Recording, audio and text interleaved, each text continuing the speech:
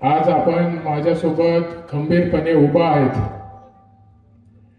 खरं म्हणजे आज या प्रांगणामध्ये सर्व काही आहे, पण माझे वडील आज माझ्यासोबत नाही आहेत। पण माझ्या वडिलांच्या रूपाने आज ही समोर बसलेली सर्व जनता कुटुंबासारखी माझ्या पाठीमागे भक्कमपणे उभा आहे।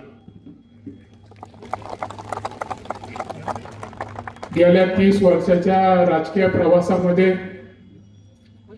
कर्डिले साहेबांच्या प्रत्येकाच्या मनामध्ये, प्रत्येकाच्या हृदयामध्ये आपलं स्वतःचं घर तयार केले।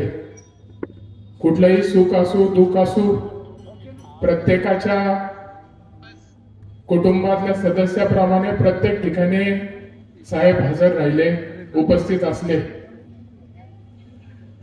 हा प्रवास साहेबांचा ह्या 30 वर्षाच्या काळामध्ये राजकारणाच्या पलीकडे प्रत्येकाशी एक भावनिक नाळ प्रत्येकाशी साहेबांची जुळल्या गेलेली।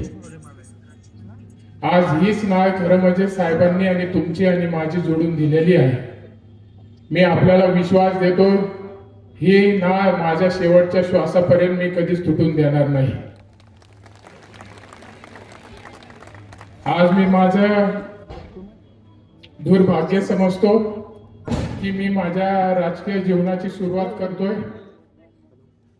पण माझे वडील आज माझ्या सोबत नाहीत। भविष्यामध्ये अनेक गोष्टी घडतील, आयुष्याचा प्रवास भरपूर मोठा आहे, पण मात्र प्रत्येक मुलाला जेव्हा आपल्या जीवनामध्ये काहीतरी केल्याच्या नंतर एक वडिलांकडे पाहून जेव्हा आपला मुलगा काहीतरी करतो, प्रत्येक वडिलांना अभिमान वाटतो। आज मात्र तो अभिमानाचा चेहरा मला माझ्या आयुष्यामध्ये कधी दिसणार नाही।